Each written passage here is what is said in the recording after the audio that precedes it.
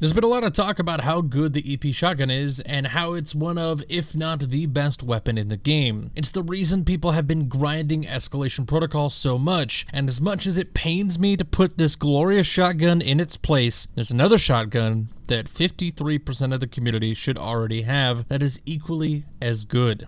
And yes, the EP Shotgun has trench barrel, but trust me, that doesn't matter. I recently had a video pop up in my video feed on YouTube titled How Damage Buffs Work in Destiny 2 by Error, and not only was it really insightful, but it got me thinking about the exact question the title posed. I thought, how do damage buffs work in Destiny 2? Now in his video, he goes over the common damage buffs: Melting Point, Empowering Rift, Tractor Cannon, Heavyweight, the Singes, Tether, and of course, the EP Shotgun perk, Trench Barrel. I will also talk about these perks and how they synergize with each other, but I wanted to make sure it was known that he put in most of the legwork, and my testing only confirmed what he said in his video. So in the description is a link to his video, because I wanted to make sure I give credit where credit is due. Now let's talk damage buffs. So as I stated, there are 6 things in Destiny 2 that majority of the community has access to that provide some sort of damage buff. Those being Melting Point, Empowering Rift, the Tractor Cannon perk, Heavyweight, the Singes, and Tether. To start off, I want to talk about Tether. Tether is not meant for boss damage. Do not, I repeat, do not tether bosses in strikes or raids. Tether does 3 things. 1, it buffs damage, but 2, it cancels out other buffs, and 3, it doesn't work with power weapons. So while it does buff damage, in most cases, using Tether will do more harm than good. Like I said, it doesn't buff damage of power weapons, and it overrides things like Melting Point and other numerous buffs, so it's simply not worth it. If you are aiming for maximum damage on a boss, do not tether them. Now for the remainder of the buzz, I'm simply going to explain their damage multiplier and buff percentages. First, we have the Titan's Melting Point. Melting Point provides a 50% buff or a 1.5x multiplier. Warlock's Empowering Rift is a 30% buff or a 1.3x multiplier. The Tractor Cannon's perk Repulsor Force is also a 50% buff or a 1.5x multiplier as well. Heavyweight, a modifier on some heroic strikes, and the Nightfall is a 100% buff or a 2x multiplier, and the Singes are a 25% buff or a 1.25x multiplier.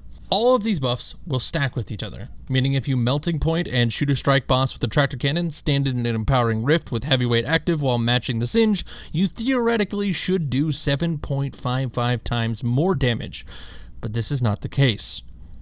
The maximum possible damage modifier is 6.18 times. No matter how much you stack damage multipliers over 6.18 times, you will still only do 6.18 times damage. And this is the reason that the EP Shotgun isn't the only top tier shotgun in the game. The other shotgun is Dead Orbit's Basilisk. This shotgun, like the EP Shotgun, is also a rapid fire frame. It also has 7 rounds in the mag, it also shoots at 100 RPM, and also has 65 impact, meaning it is essentially the same weapon. But someone is going to say, but what about Trench Barrel? The EP Shotgun has Trench Barrel, and that's another 50% damage buff. That's another 1.5x multiplier. And while you are correct, that will only add about 13% more damage, and here's why.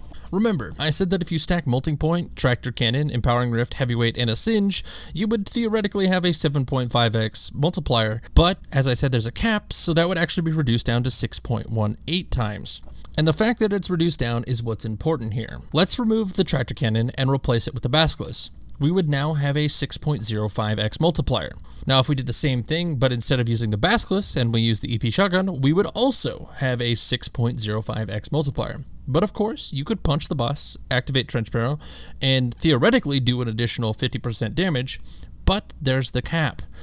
So instead of doing the 7.55 times damage, we're only going to do 6.18 times. So the difference between using the Basilisk and using the EP Shotgun is only about 13% damage, and that's only if you're aiming for high burst damage.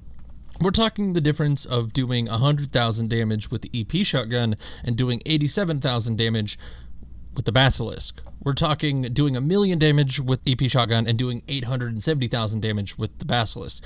While 13% is a decent chunk of damage, not having the EP Shotgun shouldn't be a reason to think that you can't melt bosses.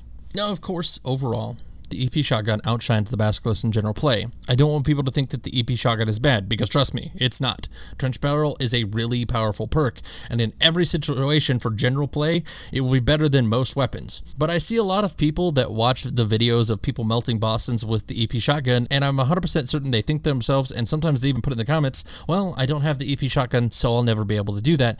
And that's not true. The Basilisk is just as good when it comes to burst damage on bosses during strikes with modifiers. I wanted to get this out to you guys to show you that it's not the end of the world if you don't have the EP Shotgun. You can still melt bosses as long as you pledge to Dead Orbit. And if you didn't pledge to Dead Orbit, well, you can in the future, but there is also one other alternative, and that's the Crucible Shotgun, the Wishbringer.